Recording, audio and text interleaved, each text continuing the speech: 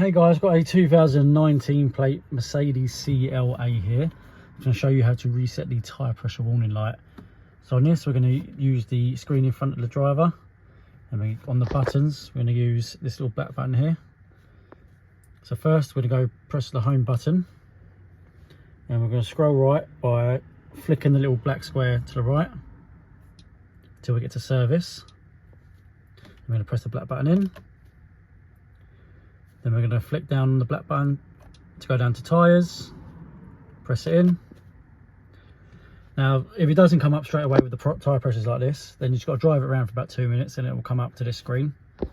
So now obviously make sure your tyre pressures are correctly pumped up, and then we're going to press swipe down again on the black button.